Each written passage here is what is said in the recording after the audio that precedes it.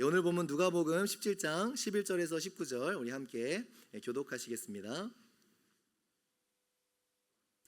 누가복음 17장 11절에서 19절 말씀, 제가 먼저 11절 읽겠습니다. 성경을 오늘 펴보시면 좋을 것 같아요. 성경을 가지고 오신 분들께서는 성경을 펴보시면 더 유익이 있을 것 같습니다. 제가 먼저 11절 읽을게요. 예수께서 예루살렘으로 가실 때에 사마리아와 갈릴리 사이로 지나가시다가 나병 환자 10명이 예수를 만나 멀리 서서 소리를 높여 이르되 예수 선생님이여 우리를 불쌍히 여기소서 하거늘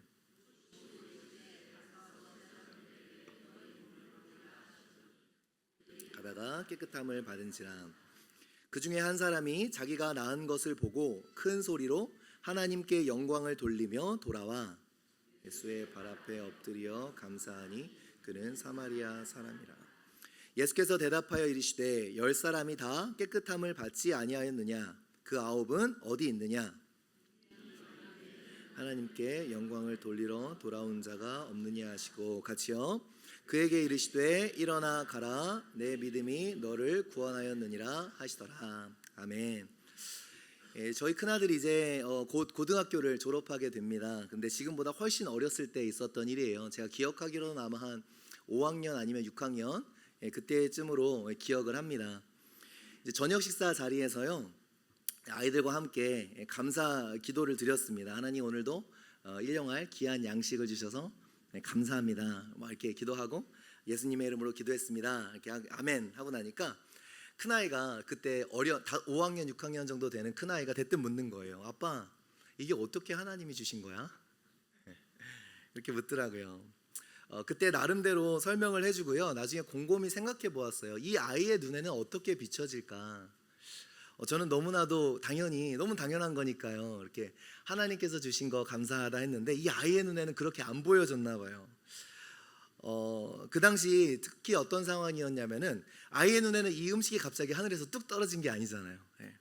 아빠가 일을 해서 돈을 벌어오고 그리고 엄마가 코스코에서 고기를 사다가 요리를 해서 그렇기 때문에 이 아이의 눈에는 하나님이 어디에 개입하신 건지 알 수가 없었던 거죠. 특히 그 당시에는 전도사 생활을 하면서 제가 파트타임으로 여러 가지를 했어요. 여름에는 이제 페인트를 다니면서 하루 종일 햇볕에 일하고 나니까 지친 몸으로 돌아오면 이 페인트가 잔뜩 묻은 손을 이렇게 닦아내는, 수세미로 닦아내는 그런 모습을 아이가 종종 보았던 것 같아요. 그리고 겨울철에는 이제 제가 유소년 축구 심판을 좀 했어요. 근데 겨울에 비가 많이 오잖아요. 그러면은 속옷까지 다 젖어요. 그러면 이제 혼자 그 옷을 못 벗어서 아내가 이제 샤워실 들어가기 전에 아내가 이렇게 당겨줘야 그 옷을 다 벗을 수 있을 정도로 옷이 다 젖는데 그런 모습을 아이가 보면서 자라면서 아무리 봐도 아빠가 고생을 해서 돈을 벌어오는 것 같은데. 그리고 배달 일도 했었는데요. 배달 일을 할 때는 제가 애들을 좀 꼬셨어요. 얘들아, 아빠랑 같이 아빠가 맥도날드 사줄게. 같이 배달 가자. 그러면 이제 아이들을 그때 5학년, 3학년 이런 애들을 뒷자리에 실어놓고 트렁크에는 패키지를 가득해서 이제 한 50군데, 60군데 이렇게 집집을 돌아다니면 한 3-4시간 걸려서 배달이 끝이 납니다. 그 모습을 아이들이 눈으로 직접 보니까 아무리 봐도 돈이 그냥 하늘에서 떨어진 것 같진 않고 그죠? 아빠가 열심히 벌어오는 것 같고 그 돈을 가지고 엄마가 장을 보고 요리를 해오는데 그 모든 프로세스 가운데 과연 하나님은 어디 계실까? 이런 생각이 들었었던 것 같아요. 그리고 주일에는 옷을 이렇게 차려입고 교회에 가니 하루 종일 교회에서 일하는 모습을 보니 아이의 눈에는 하나님이라는 존재보다는 이 아빠의 일상이 그 눈에 더 크게 들어온 것은 아닌가 그런 생각을 해보았습니다. 그러니까 아빠가 가만히 있는데 맛있는 치킨이 떨어졌으면 얘가 진짜 하나님이 하셨다 하겠지만 가만 보니까 아빠는 돈을 벌고 엄마는 요리를 하고 이 아이에게는 하나님이라는 존재보다요 실제로 눈에 보여지는 일상 그리고 눈에 보여지는 이 원리가 더 크게 느껴질 수밖에 없었던 것 같아요. 근데요 우리가 실제로 그렇게 이야기는 하진 않지만 말로는 하나님의 은혜라고 이야기하지만 실제로 너무나 똑같은 방법으로 세상을 바라보고 계시지는 않는지요. 모든 것이 다 은혜라고 이야기하지만 실제로 우리가 뛴 만큼 페이첵이 나오고요 공부한 만큼 성적이 나오고요. 우리가 수고한 만큼의 보상이 주어지는 그러한 삶의 패턴들을 살다 보니 우리가 은혜라는 어떠한 개념은 이해하고 있지만 실질적으로 우리의 삶이 오퍼레이트하는, 움직여가는 그 가운데서는 하나님의 은혜는 홀라당 까먹고 실제로 내가 하는 것처럼 여겨질 때가 상당히 많다라는 거죠. 그렇게 와닿지가 않을 때가 많은 것 같아요. 그죠? 하나님의 은혜죠 라고 이야기는 하지만 실은 마음속에 그 은혜라는 것이 그렇게 마음에 와닿지 않을 때가 참 많지 않은가요? 언제까지 그렇죠? 고난을 마주하기까지 그렇습니다. 고난인데 그냥 좀 어떻게 벗어나 볼 수 있는 힘든 어려움이 아니라 정말 내가 할 수 있는 것이 하나도 없는, 정말 1도 없는 그 절망 가운데 빠지고 나서야 그 수렁에서 건져주시는 하나님을 경험하고 나면 내가 일할 수 있다는 것 자체가 얼마나 은혜인지를 깨닫게 되는 거죠. 내 몸을 움직일 수 있는 것 자체, 나에게 이러한 환경을 주신 것 자체가 얼마나 은혜라는 것을 그때야 비로소 깨닫게 되는 것 같아요. 내가 할 수 있는 것이 정말 하나도 없구나. 그 철저한 그러한 자각이 있고 나서야 그 모든 것이 은혜라는 고백이 나오게 된다라는 겁니다. 살아 숨 쉴 수 있는 게 은혜요, 내가 일할 수 있는 게 은혜요. 그렇게 되면 내가 여기에 예배를 드리러 나온 게 아니라, 하나님께 예배 한번 드릴게요 나온 게 아니라 예배를 드릴 수 있는 것 자체가 얼마나 은혜인지 그러한 자각이 생긴다라는 거죠. 이것이 어떻게 머리로 이해될 수 있겠어요? 그래서 아이를 생각하면서 너도 크면 알게 될 것이다. 커서 네가 할 수 있는 일이 생각보다 많지 않다라는 것을 깨닫게 되면, 너의 삶에서 정말 중요한 문제일수록 네가 할 수 있는 것은 없다라는 것을 철저히 깨닫게 되면 될수록 하나님의 은혜는 우리 마음 가운데 강하게 다가오는 것이죠. 그래서 내가 수고한 것 같지만 하나님의 은혜라는 고백이 이빠른 고백이 아니라 정말 마음속 중심의 고백이 될 수밖에 없다라는 거예요. 하나님의 은혜 가운데 무엇이 발생하는 거죠? 그 세상을 바라보는 시각이 바뀌게 됩니다. 고난을 통해 우리의 생각과 시각이 바뀌는 거예요. 근데 굉장히 놀랍게도요, 바울은 이렇게 사도행전에서 이런 말을 합니다. 우리 사도행전 26장 17절 18절 우리 한번 같이 읽어볼게요. 시작. 이스라엘과 이방인들에게서 그들에게 보내어 그 눈을 뜨게 하여 어둠에서 빛으로 사단의 권세에서 하나님께로 돌아오게 하고 죄사함과 나를 믿어 거룩하게 된 무리 가운데서 기업을 얻게 하리라 하더이다. 참 특이한 표현이죠. 사도 바울은 자기의 부르심을 이야기하면서 이 이방인의 구원을 위해서 자기를 부르셨는데 그 이방인의 구원을 어떻게 묘사하는가? 우리 18점 초반부 한 번만 다시 띄워주시겠어요? 그 구원을 어떻게 묘사해요? 어떠한 메타포, 어떠한 비유로 묘사를 하는가? 그 눈을 뜨게 되는 것으로 묘사한다라는 거예요. 그러니까 구원은요, 어떠한 면에서는 우리가 얻어지는, 외부에서 얻어지는 무엇인가가 아니라 우리 내면에서 일어나는 변화를 수반한다라는 거죠. 그러니까 구원받은 사람들은요, 반드시 뭐가 바뀌어요? 시각이 바뀌게 되어 있다라는 거예요. 세상을 바라보는 관점이 반드시 바뀌게 되어 있습니다. 그래서 이전에 감사하지 않던 것들이 감사로, 이전에는 은혜라고 여기지 못하던 것들이 은혜로 여겨질 수밖에 없다라는 거예요. 무엇이 바뀌었어요? 그 삶을 바라보는 시각이 바뀌어 있기 때문에 이전엔 보지 못하던 것들에 대하여 눈을 뜨게 되어진다라는 것입니다. 그래서 구원을 눈을 뜨는 거예요. 그 눈을 뜨면서 무엇이 보이는 거죠? 대상이 보이기 시작한다라는 거예요. 내 삶을 붙들고 계시는 온 천지 만물의 주관자가 되시는 하나님을 보게 되는 것이, 그냥 관념의 하나님이 아니라 그 하나님을 알고 보게 되는 것이 바로 구원의 핵심이라는 겁니다. 이게 어떻게 머리로 해결되어질 수 있겠어요? 그래서 아이에게 그냥 기도할 뿐이죠. 하나님께서 자신을 부르신 그 부르심, 이것을 눈을 뜨게 한다라고 표현을 했죠.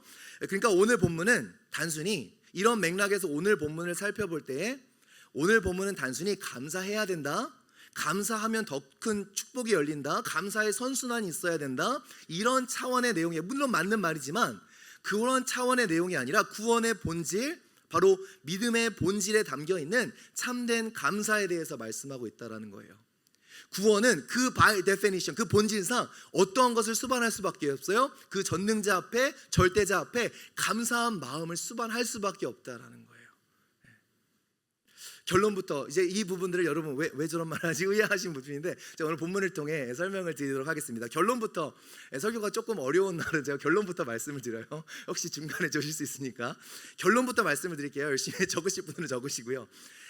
그래서 설교 끝날 때 이것만 기억하시면 돼요. 참 믿음은요, 일상을 넘어, 우리의 일상을 넘어서서 어떠한 대상에 대해 눈이 띄어지는 것이 믿음이라는 거예요. 믿음은 우리의 일상의 범주에 우리의 눈길이 머물러 있는 것이 아니라 우리의 일상을 넘어 어떠한 절대적인 대상이 있다는 것에 눈이 띄어지는 것이 믿음이라는 거예요. 그리고 참 믿음은 우리의 삶에 벌어지는 어떠한 현상을 넘어서 어떠한 대상을 갈망하게 되는 것이 믿음이라는 거예요. 이런 일이 있었으면 좋겠다, 저렇게 됐으면 좋겠다, 어떠한 현상을 넘어서서 어떠한 절대적인 대상이 있다라는 것을 우리의 거기에 눈이 띄어지고 갈망하게 되어지는 것이 바로 믿음이라는 거예요. 어떠한 소유가 아니라 그분을 향한 태도라는 거예요. 왜 이러한 결론이 대출되는가? 그리고 그 대상은 누구죠? 오늘 본문에서처럼 바로 예수 그리스도가 되는 것이죠. 왜 이러한 결론이 도출되는가? 우리 함께 본문을 들여다보도록 하겠습니다. 먼저 오늘 본문을 보기 전에 이 전체적인 맥락을 보는 것이 상당히 중요해요. 왜냐하면 성경은 맥락 가운데서 그 메시지가 담겨 있을 때가 굉장히 많기 때문입니다.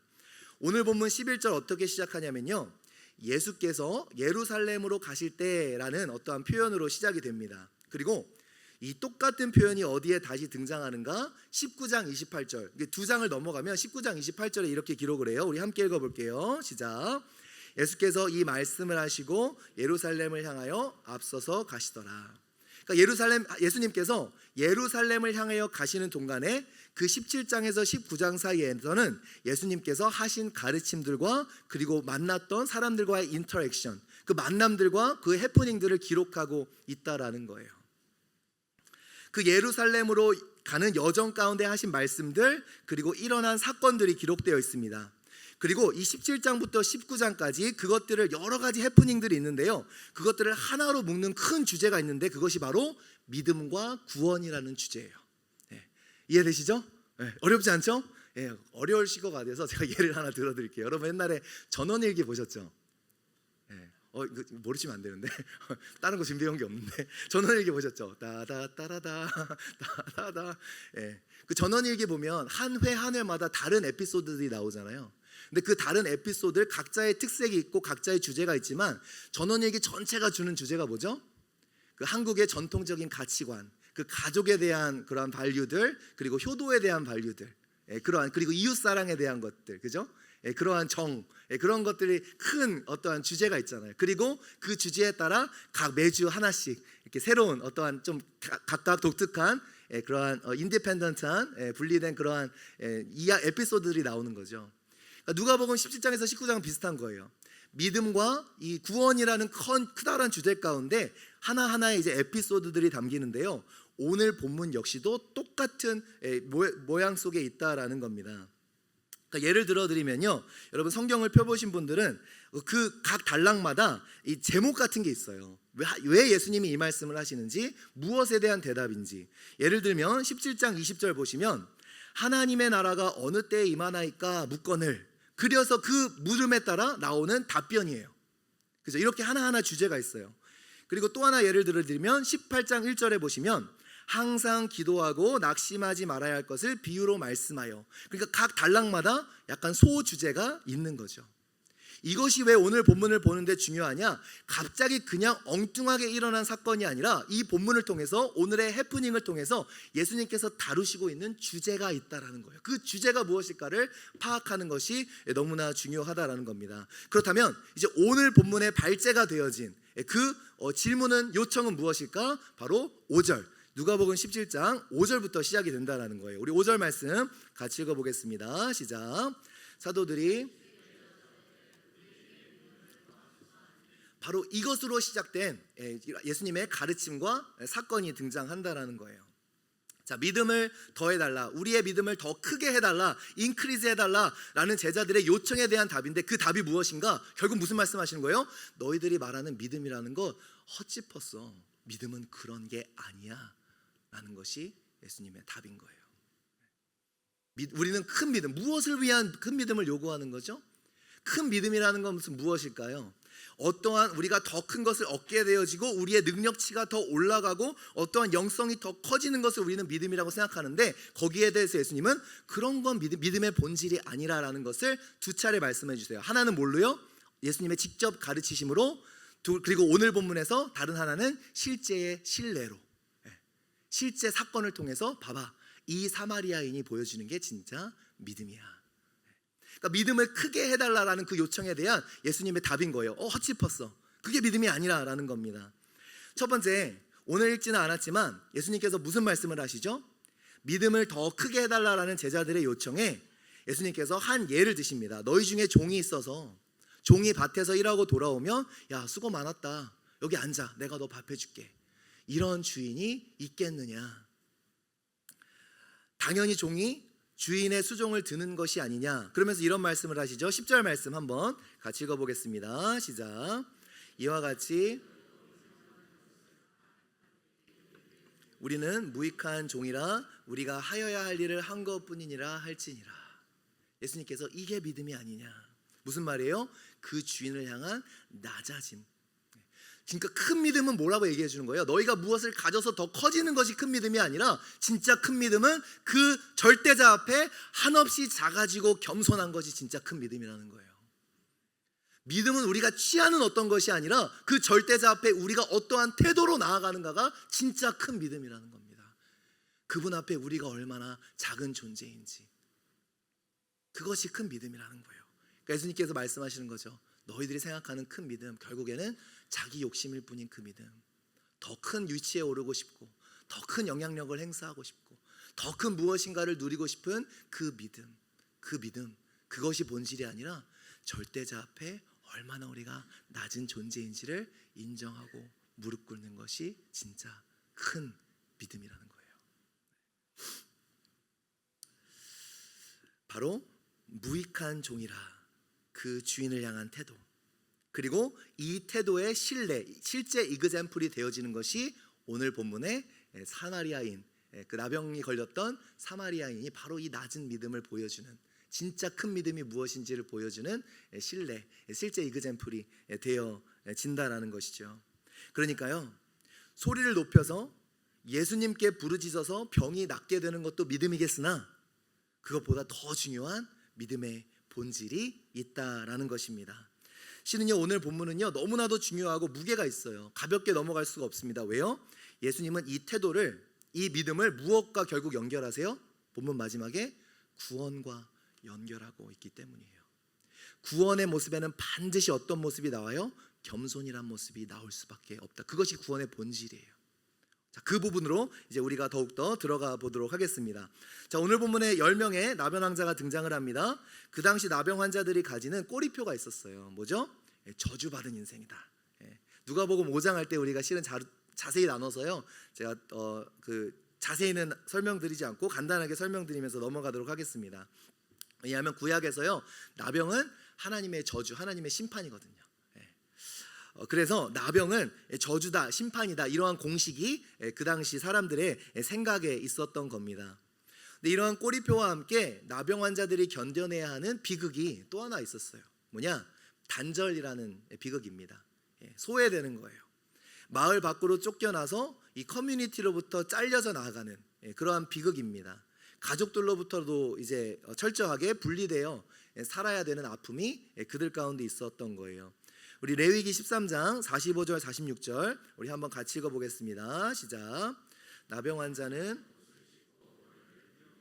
윗입술을 가리고 외치기를 부정하다 부정하다 할 것이요 병 있는 날 동안은 늘 부정할 것이라. 그가 부정한즉 혼자 살되 진영 밖에서 살지니라. 그러니까 자기 집을 떠나서 마을 바깥에서 말하자면 노숙자처럼, 홈리스처럼 혼자 살도록 되어 있었던 것입니다.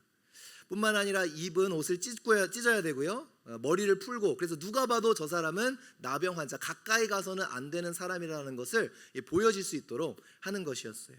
그리고 사람들이 50발자국 안으로 가까이 오지 않도록 자기 입을 가리고 부정하다 부정하다 부정하다 외쳐야 되는 사람들이 바로 나병 환자였다라는 겁니다. 그래서 그 당시 사람들은 나병 환자를 그냥 살아있는 시체, the living dead, living corpse 이렇게 불렀던 것이죠. 그러니까 시체가 닿으면 부정해지는 것처럼 나병 환자를 닿으면 부정해진다고 생각했습니다. 얼마나 비참한 현실이에요.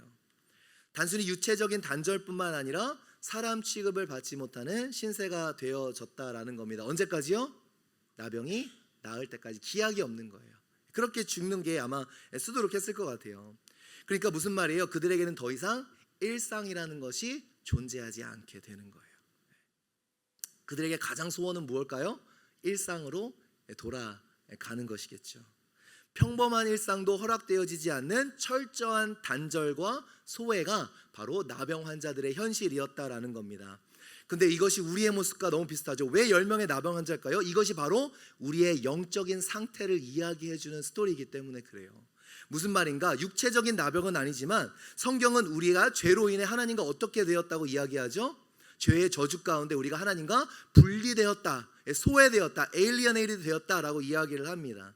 철저한 단절과 소외, 하나님으로부터 끊어져 있는 외인으로서의 정체성을 성경은 이렇게 묘사를 합니다. 에베소서 2장 12절 13절 말씀 한번 같이 읽어볼게요. 시작.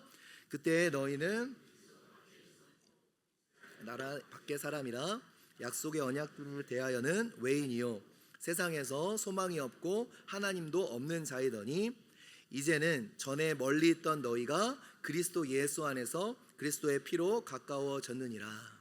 즉 이 10명의 나병 환자들은 우리의 모든 영적인 현실, 우리의 영적인 현실을 나타내주는 사건이라는 것이죠. 이런 맥락에서 우리의 나병 환자들에게 어떠한 희망의 빛이 보입니다. 바로 예수 그리스도가 그들 앞에 나타난 것이죠. 그들이 어떻게 합니까? 13절 같이 읽어볼게요. 시작. 소리를 높여 이르되 예수 선생님이여 우리를 불쌍히 여기소서 하거늘. 소리를 지릅니다. 불쌍히 여겨주셔서. 그러자 예수님께서 그들에게 기적을 베풀어 주십니다. 14절이요. 시작.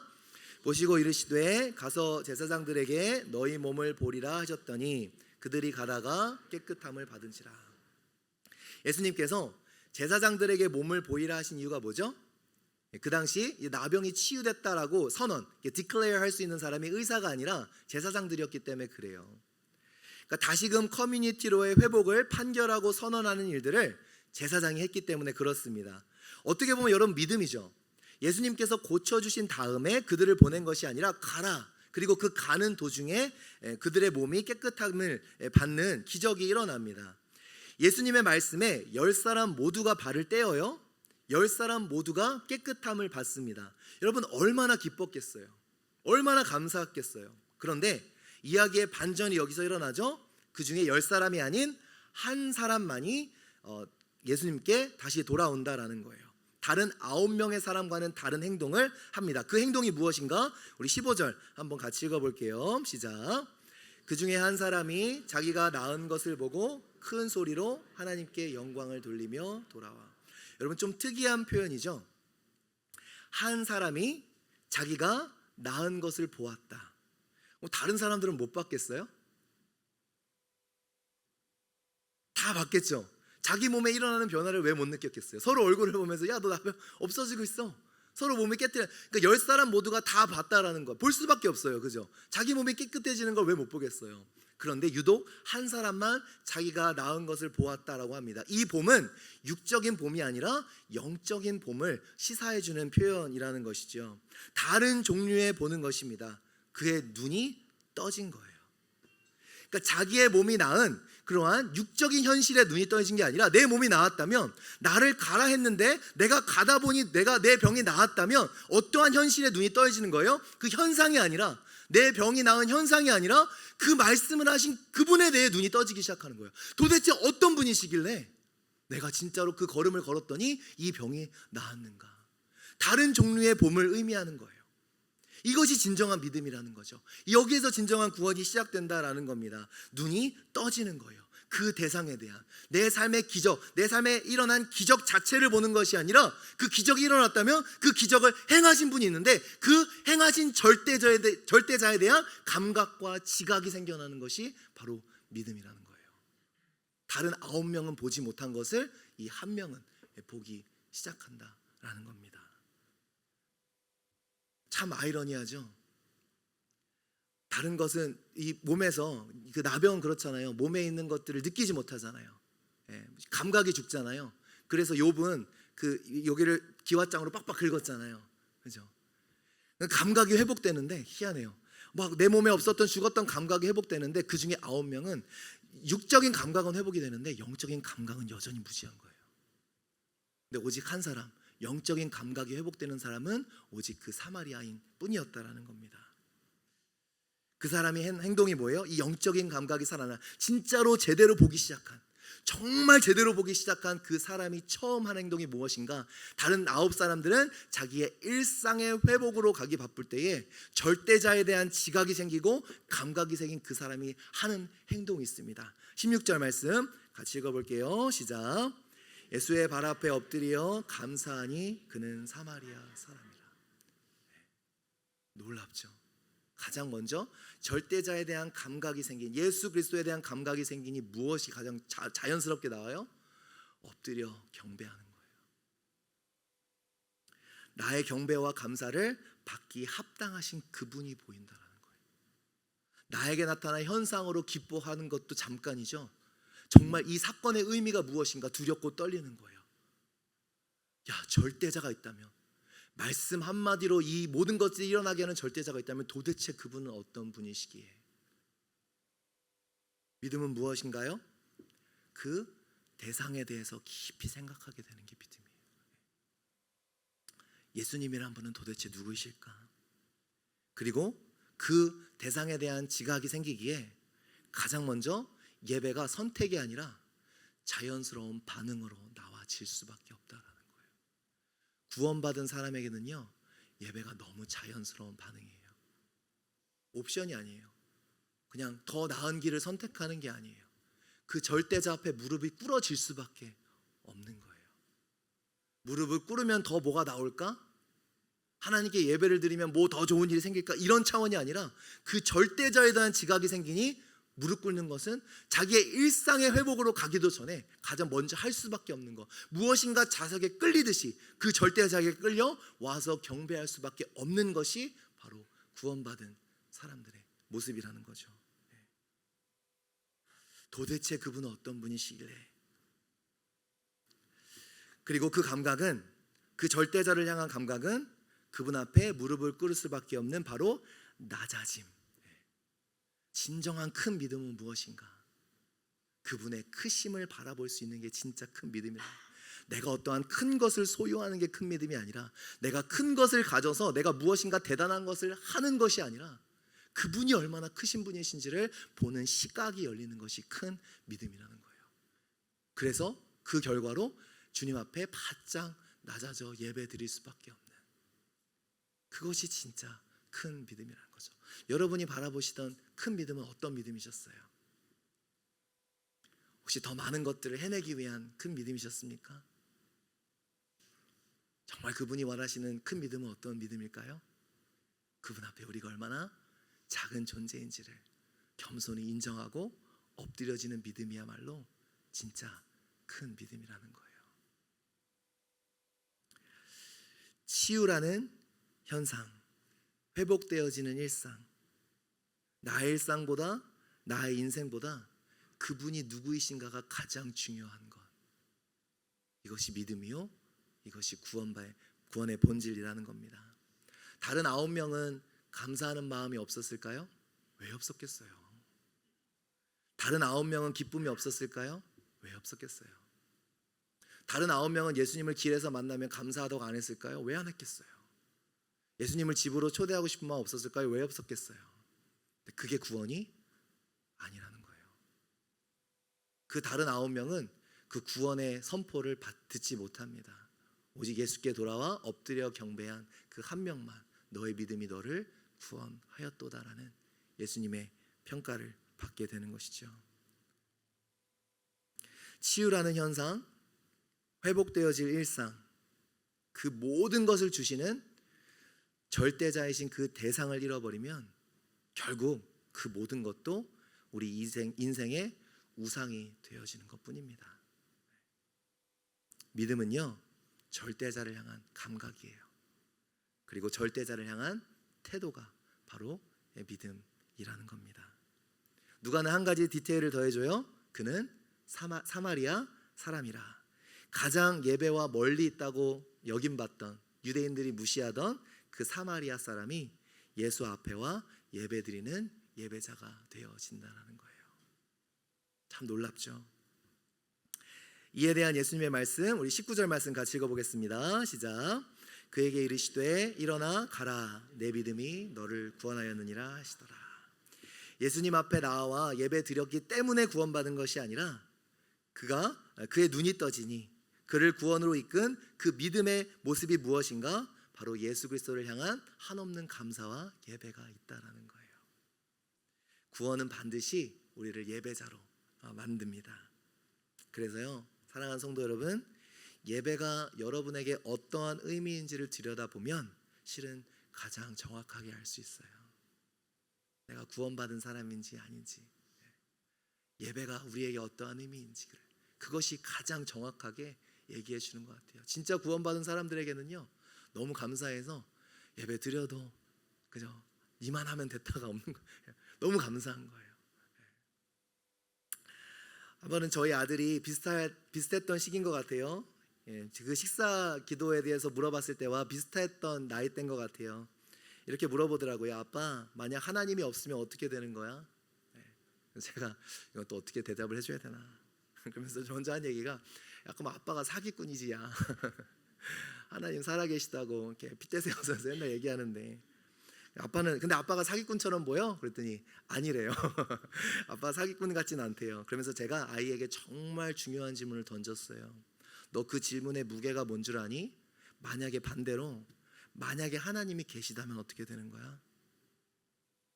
관념이 아니라, 이데올로기가 아니라, 어떠한 신조나 어떠한 교리가 아니라, 네가 한 질문을 뒤집어서 만약 하나님이 진짜 살아계신 분이라면 거기에 대한 그 의미가 무엇인지 한번 생각해봐. 아이에게 정말 묵직한 질문을 던져주었어요. 그리고 여러분들에게도, 우리 스스로에게도 던지고 싶습니다. 진짜 하나님이 살아계시다면, 바로 이 자리에 서 계시다면 우리의 예배는 어떻게 바뀌겠는가? 진짜 하나님이 살아계시다면 여러분이 출근할 때 그 차 옆자리에 진짜 하나님이, 진짜 예수 그리스도가 타서 여러분과 함께 출근을 하시고 여러분과 함께 직장생활 가운데 계시다면, 여러분이 3355 모여있을 때 진짜 그 자리에 예수 그리스도가 계시다면, 여러분들이 삶의 작은 결정들을 내릴 때에 진짜 예수 그리스도가 그 자리에 함께 살아 계시다면,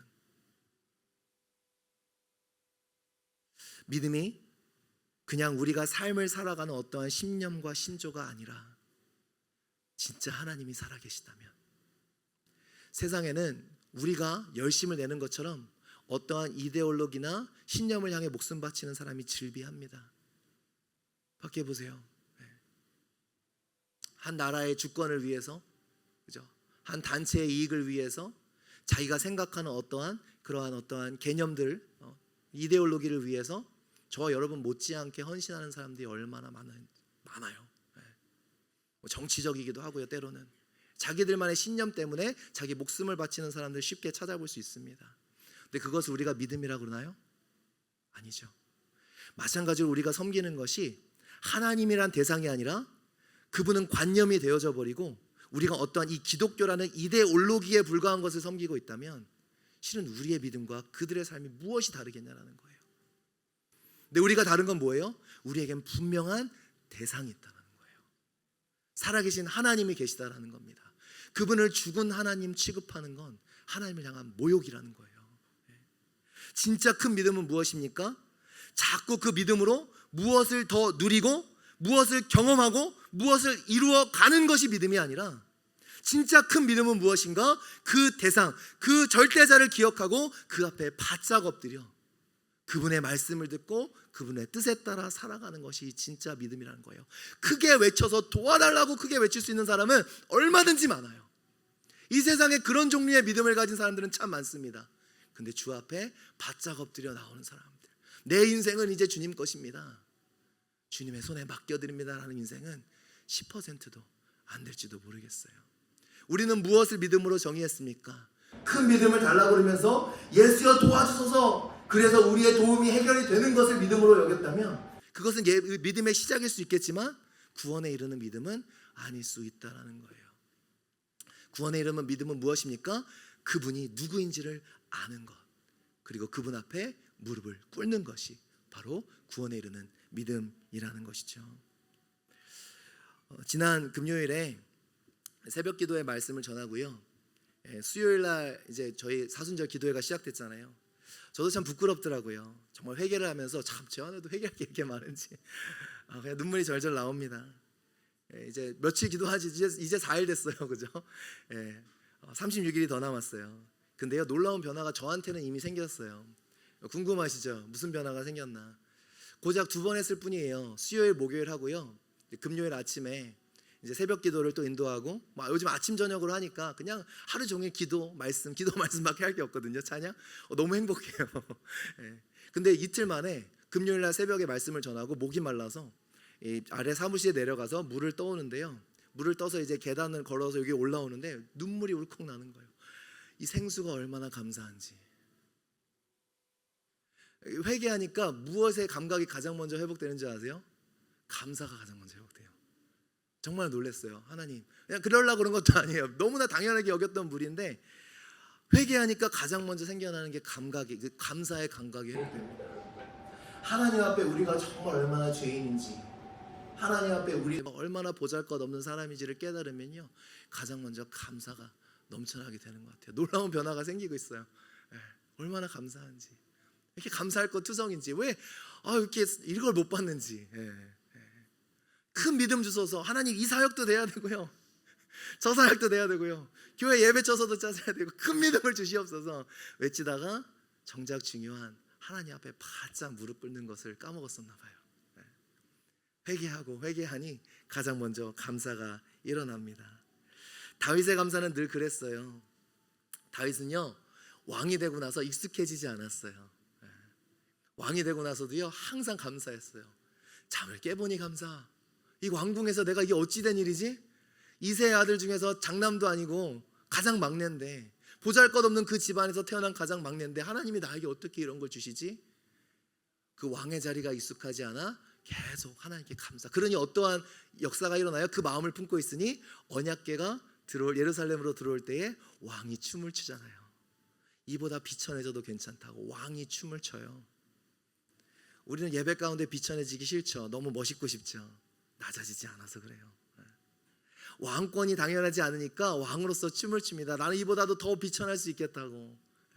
감사한 거예요. 그 감사가 끊이지 않습니다. 생각해보면 어떻게 나에게 이걸 주셨는지. 그래서 이 다윗이 하는 말이 있어요. 하나님께 감사는 그때가 아니라 영원히 감사하겠다라고 이야기합니다. 오늘 예배 처음에 읽었던 시편 30편 12절 우리 한 번 더 같이 읽어보겠습니다. 시작. 이는 잠잠하지 아니하고 내 영광으로 주를 찬송하게 하심이니 여호와 나의 하나님이여 내가 주께 영원히 감사하리이다. 오늘을 시작으로 영원한 감사가 저와 여러분에게 있기를 간절히 소원합니다. 우리 하나님이 우리의 절대자이시고 구원자이시기에 감사 말고는 할 게 없어요. 우리가 뭐 새 생명을 얻었는데, 예수님께서 우리를 살려주셨는데 우리의 것이 무엇이 있겠어요? 우리의 삶을 다 드린다 해도 무엇이 아깝겠어요? 우리가 살아 숨쉴 수 있는 그 순간이 얼마나 큰 은혜예요. 그러므로 한순간 한순간 감사밖에 드릴 것이 없으니 그 절대자 앞에 우리가 꿇어 엎드리는 정말로 큰 믿음을 가지고 살아나가는 저와 여러분 되시기를 부탁드립니다. 세상은 저마다 큰 믿음을 이야기하면서 하나님을 예배하지 않는 사람이 많아요. 여기 하나님은 마음 아파하십니다. 그 9은 어디 갔니? 내가 고쳐준 9은 어디 갔니? 이 예배의 자리에서 하나님께서 찾으시는 그 심령이 있겠습니까? 오늘도 예배의 자리에 왔지만 그 절대자를 향한 감각을 잃어버린 그 9명의 심령을 가지고 우리 제가 이 자리에 있다면 우리가 그 한 사람의 심령을 회복하는 시간이 되기를 간절히 부탁드립니다. 많은 것이 중요한 게 아니라 그분 앞에 바짝 엎드려 주님이 내 주인이십니다. 주님이 나의 전부이십니다. 나는 주님의 것입니다. 이러한 고백이 회복되어지는 저와 여러분 되기를, 그리하여 우리가 이 사순절 동안 풍성한 감사가 넘쳐나는 그러한 시간 되시기를 주님의 이름으로 부탁드립니다. 우리 함께 찬양하며 나아가시겠습니다. 예수님은 얼마나 마음이 아프셨을까요? 일상으로 돌아가는 것보다 그 대상이 누구인지를 알아야 되는데, 그들에게 일어나는 놀라운 현상보다 그 대상이 누구이신지를 아는 것이, 그것이 믿음인데, 고침은 받았지만 구원은 받지 못한 그 9명 어디 있냐고.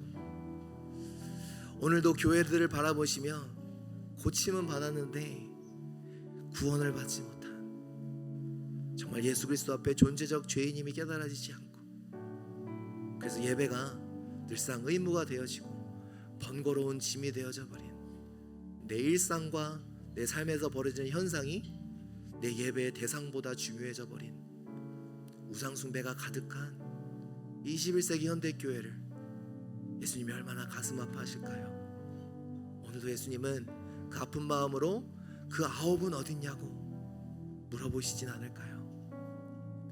그 아홉의 마음은 우리가 어쩔 수 없지만 우리가 이 시간 기도했으면 좋겠습니다. 하나님, 우리는 그 한 사람의 예배자가 될 수 있도록 인도하여 주시옵소서. 주님의 은혜가 너무 감사해서 정말 보잘것없는, 아무것도 디저브하지 않는 그 우리를 살려주신 은혜가 너무 감사해서 예배 드릴 수밖에 없는, 감사할 수밖에 없는 그러한 믿음을 우리 가운데 발견하실 수 있도록 우리가 그러한 예배자가 되기를 소망합니다. 우리 그런 마음으로 우리 주님 앞에 찬양하며 나아가시기를 바랍니다. 우리 함께 자리에 일어나셔서 주님 앞에 우리의 마음의 고백을 드리며 나아가시겠습니다.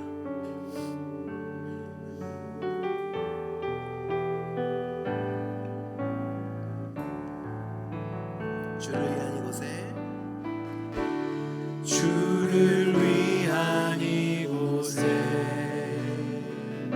예배하는 자들 중에 그가 찾는 이 없어 주님께서 슬퍼하시네.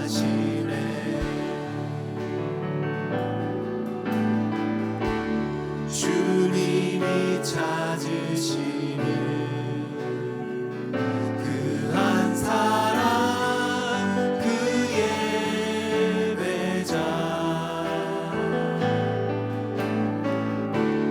내가 그 사람 되기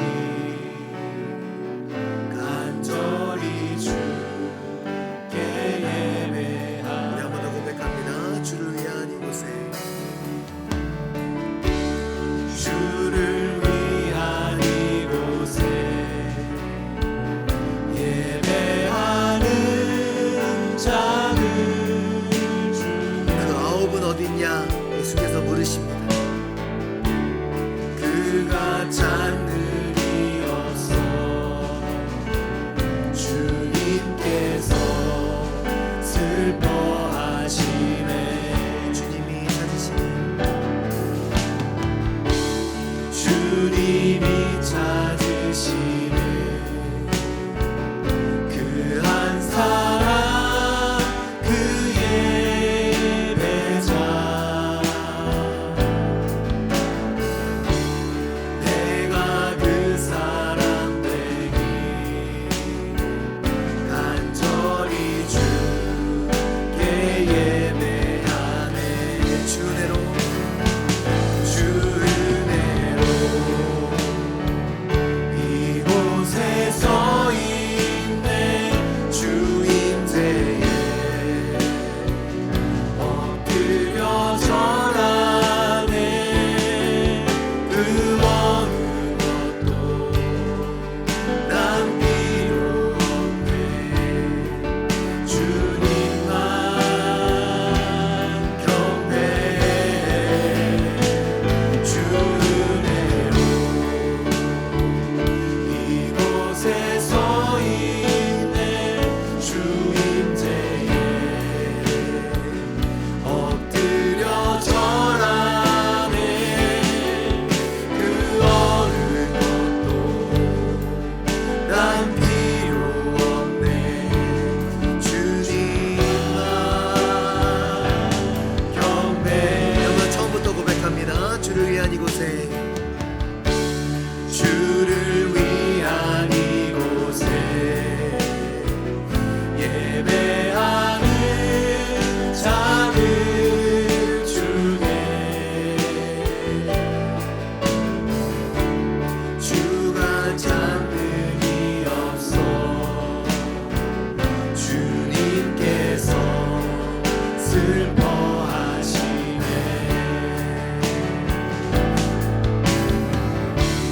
주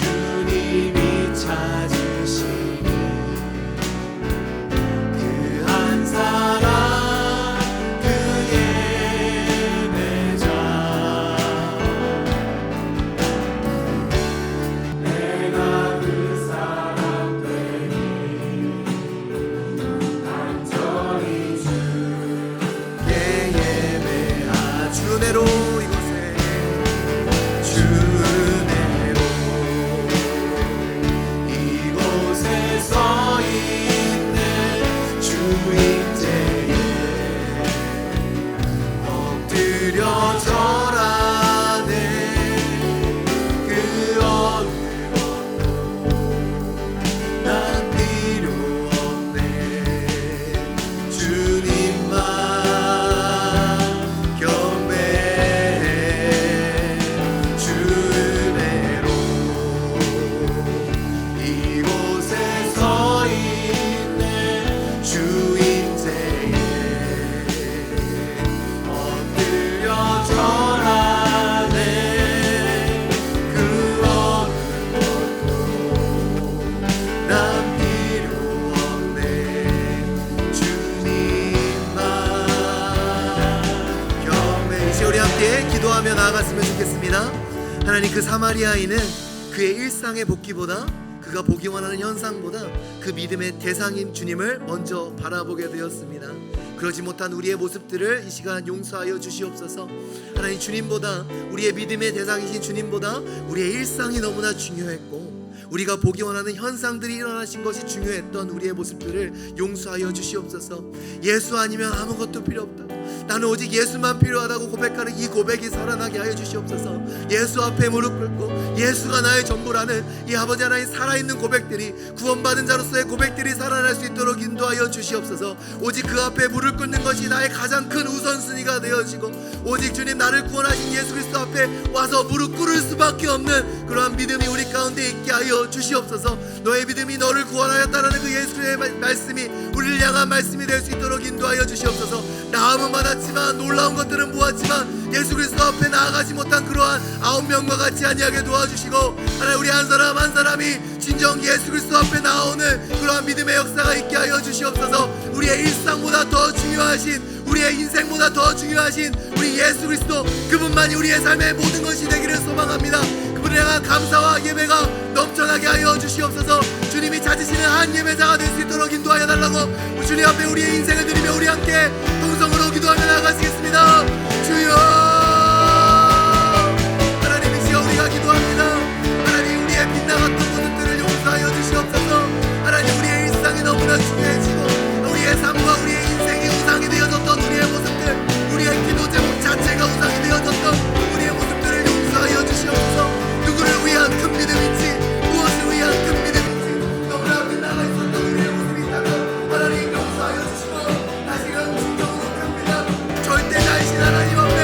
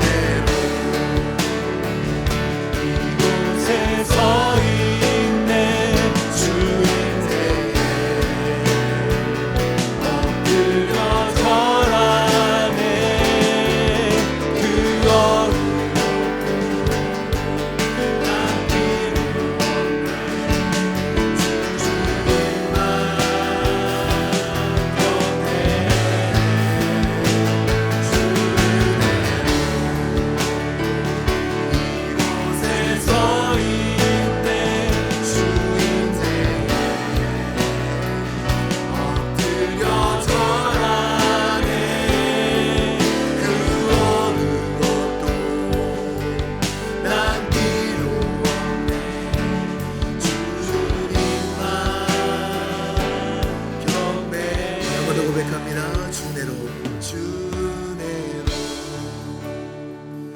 이곳에서 주발 앞에 주 임재에 엎드려 절하네. 그 어느 것도 난 필요 없네. 주님만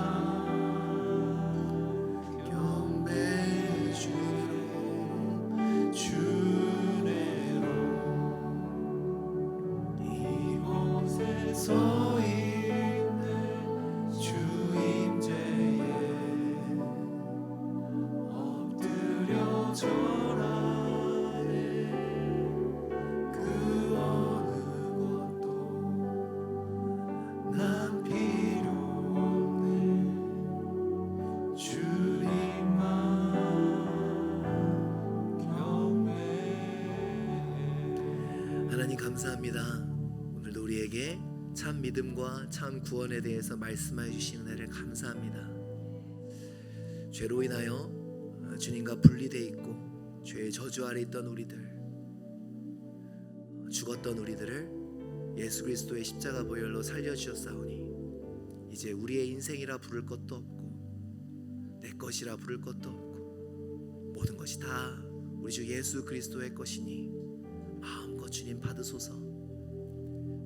주님 앞에 예배 드리러 나오는 드리는 것이 아니라 그 받은 은혜가 너무 감사해서 무릎 꿇을 수밖에 없고 예배 드릴 수밖에 없었던 그 사마리아인처럼 우리의 인생이 모두 주님의 것이라고, 우리가 살아 숨쉬는 그 모든 호흡 하나하나도 다 주의 것이라고 고백하며 우리의 삶에 감사와 예배가 넘치는 그러한 삶을 살아갈 수 있도록 붙잡아 주시옵소서. 감사합니다 주님. 그 9명은 어디 있느냐 라는 그 마음 아픈 예수 그리스도의 목소리가 우리 귓가에 들리는 것 같습니다. 우리 주변에 많은 은혜를 경험하였지만 그 절대자를 향한 강박 없이 고삐 풀린 말처럼 살아가고 있는 잃어버린 영혼들이 있습니까? 그 영혼들을 찾으시는 예수 그리스도의 마음이 또 우리의 마음이 되어 같이 은혜 바른 자로서 이제 그들을 전능자 앞으로 인도하여 너의 삶을 드려야 될 그 전능자가 계시다고 이야기해주고 보여줄 수 있는 그 예수 그리스도의 마음을 우리 가운데 허락하여 주시옵소서. 그리하여 이곳에서는 하나님께서 기뻐하시는 가난한 마음으로 가득 찬 예배당 되게 도와주시고 이 세상에 바라는 큰 믿음을 가지고 나아가는 것이 아니라 무익한 종은 하여야 할 일을 하였을 뿐이라는 그러한 하나님을 향한 겸손과 서로를 향한 겸손이 넘쳐나는 그런 주님께서 받으시는 아름다운 공동체가 될 수 있도록 붙잡아 주시옵소서. 이제는 우리 주 예수 그리스도의 은혜와 하나님의 사랑과 성령님의 교통 내주하심이 참 믿음과 참 구원을 가지고 오직 감사와 기쁨으로 예배드리며 나아가는 예배자가 되기를 소망하는 주의 자녀 머리머리 위에 지금부터 영원토록 함께 하시기를 간절히 축원하옵나이다.